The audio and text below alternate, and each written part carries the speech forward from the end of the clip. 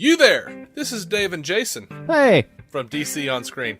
It's that time again. We need help from you to grow our show. But keep listening because there's something in it for you. Give us a 5-star written review on iTunes for a chance to win a free DC trade paperback, DVD, or Blu-ray valued at $15 or less. 1 in 10 will win. The winner will be randomly selected with a number generator on random.org and announced on one of our news episodes. It's pretty simple, really. Free stuff! Hooray! Anyway, yeah, seriously, do that. It helps us a lot. It's, like, so good. Anyway, sit back, enjoy this brand new episode of DC On Screen. Welcome into DC On Screen, episode 233. I am your host, David C. Robertson. This is my co-host, Jason Goss. Hello! Today we are going to get super spoilery on Gotham 3x06. Follow the White Rabbit. It's hard to say. Mm-hmm. 3 times fast. Follow the White Rabbit. Follow the White Rabbit. Flippity flappity floom. To recap, the Mad Hatter kicks off his campaign of retribution against James Gordon, who blindly follows a poetic, whitely dressed man around the streets of Gotham City, hoping to track down the dangerous criminal. He soon discovers that Tetch's plans are to lead him through a homicidal landscape of horrors as he pits the detective up against a series of impossible choices, culminating in a tea party in which James is forced to choose whether new flame Valerie Vale or old love Leslie Tompkins should survive the meal. Gordon opts for Hatter to shoot Lee, so obviously Hatter shoots Valerie, who survives thanks to the surgical skills of Lee's gangster-family and blank-shooting fiancé. Meanwhile, Penguin has discovered his true feelings for Nygma. Unfortunately for Pengers, the doppleganger of Nygma's first love shows up and doesn't appear to know or care that he strangled the living shit out of either her or her lookalike. So yeah. Did she get Indian healed? Did she? I don't remember. I wanted to say that there was an incident, like the old dude on, old boy on Lost. Maybe. There was an incident. So yeah, I don't know. I hope that there's an explanation for her. But good news, Mad Hatter finally was okay to me. Like, I was finally okay with this guy. Really growing into his own there with these choices. Mm-hmm. They had a great conversation. Where he's looking through this little telescope that he's apparently named Through the Looking Glass. I giggle. Yeah, the funny moment though in the show this week for me was he hangs up on him. He calls him back. Don't you ever do that again? Okay, click. I laughed. Yeah, it was good.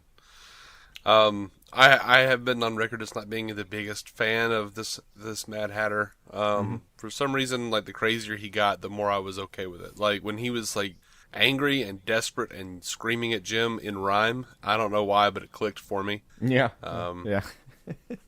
It kind of... I was a little bit impressed with the writing on that, the table scene in particular, because that could go very wrong, but I felt like they did sneak in the rhyming pretty well. Mm-hmm. I mean, that could get real stupid real fast. But I think they avoided that. Which has been some of my issues with Gotham. Like, wow, this got real stupid real fast. Yeah. Sometimes it does that. But the rhyming, they made it work, I thought. And Jim had some great stuff about, she impaled herself on a spike and died in agony rather than be with you and stuff like that. Mm-hmm. That was a good back and forth. Mm-hmm. Yeah, I mean, I honestly don't have a lot of notes this week on Gotham because I was compelled. I was just sitting there watching it, oh my gosh, just right in there. They did something that they should have been doing the whole time. They've tried to bite off more than they could sometimes, but this was like an A story with a little bit of a B story. Mm-hmm. I didn't even see Bruce or Alfred this week, and that's okay. Yeah. So it's getting a lot of press. A lot of people are upset about it. What did you feel about Oswald being in love with Ed? A whole new ballgame. No one's ever actually tried that one before, so they've got all the rope in the world. And I mean, last week we kept saying no. I said no. It was just. I think it was just shot awkwardly, and like he's never had a friend. I mean, yeah. I just didn't think they'd do it. Frankly, I saw the same shot everybody else did. I just thought surely they're not doing that. Well, it makes sense. But no, like he's He's fallen in love after all this time. I believe I saw an interview with Robin Lord Taylor where he said that in his mind, Penguin isn't actually gay. He's just in love. Which it makes sense. Like, he's found a friend. He's like, no one's ever, when you look at the way he hugged Ed, it's the same way he hugged his mother. Mm-hmm. And there was plenty of incestuous shit there. Yeah. I think he's so lonely and I guess rejected in his life that when people are nice to him, he falls in love with them. Could be. Really could. And believe me, I'm not trying to equate homosexuality with incest here. I'm just saying this is Don't minimize his love for Ed. It's just Penguin. Yeah. I think he falls in love with people who do him right. He acted similarly with his father, actually. He just kind of, when he sees affection, he goes deeply overboard with it. He gets all starry-eyed. It's weird. He but does. I don't know what's messing with people more though. Like it almost seems like people still have the Batman 66 characters in their head, and they're like, no, they would never date. If anything, that was the 60s, and they probably did. Who knows, man?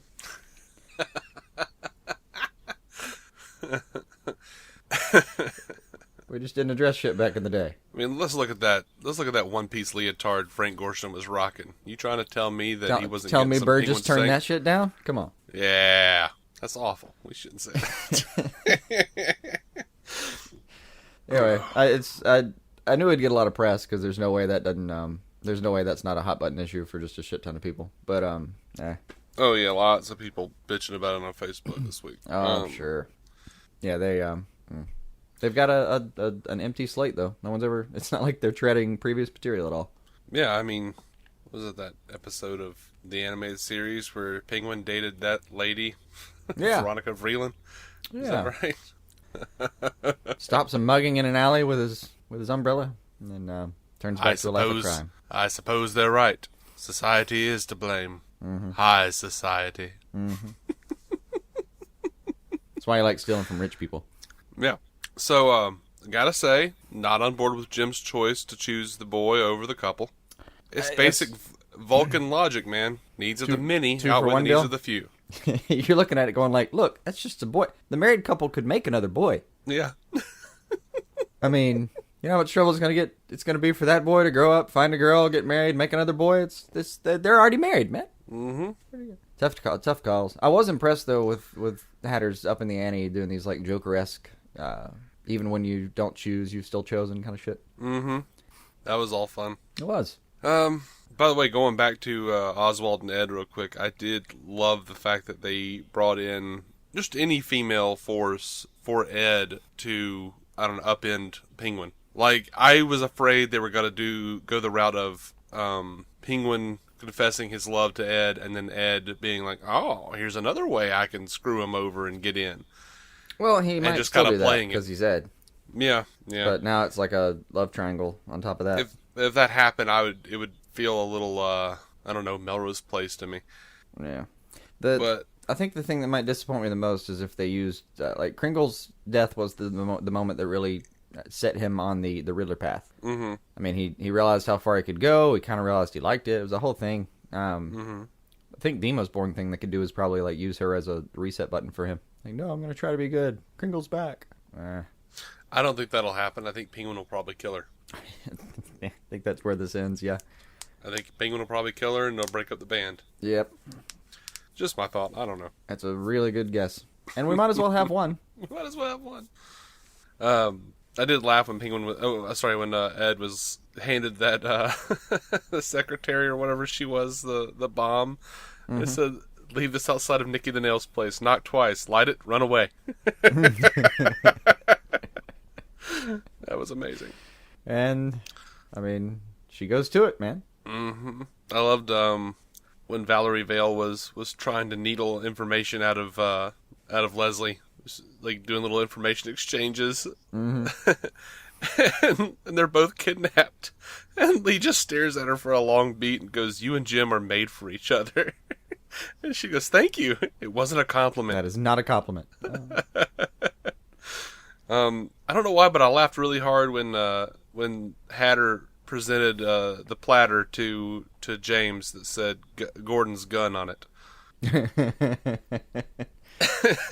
What's something about the place card? The place card was...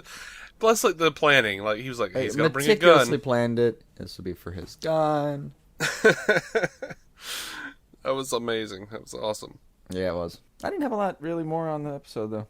Except I didn't either. You know, when he answers the phone, that little gag where he's answering the phone the whole time, man, I really wanted... It reminded me too much of the Arkham games. Like, I just watching it, I wished it was Zaz on the other end of the phone. Hear you. But, yeah, like, I've already blown through my notes. Like, literally, my only other two notes were Digging Hatter this time and Mystery Kringle. So... yeah. I did hope, at the end, when he finally makes his choice, I really had hoped that, like, he was thinking, I'm going to shoot the one with the least medical training in this room. Mm-hmm. Like, maybe he knew that if he said Lee, it would shoot Vale instead, and then he was doing it on purpose, and it didn't appear that way at the end. Well, look, he was going to try to explain himself. How do you sit down next to somebody after that conversation and try to explain yourself? Well, I mean, like he did. Like, look, about what I said. I knew Well, that if he sits down and tries that, yeah, but I just got the feeling that he was going to have to... Instead, he was going to sit down and try to apologize because he really did mean to kill her.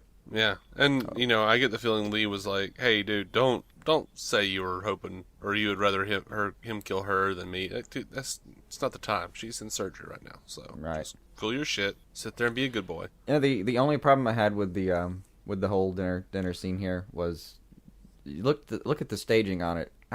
Jim's a good shot. I thought he could have taken out both Tweedles and Hatter, and he already had his gun raised. I think he probably could have done it. Yeah, I mean...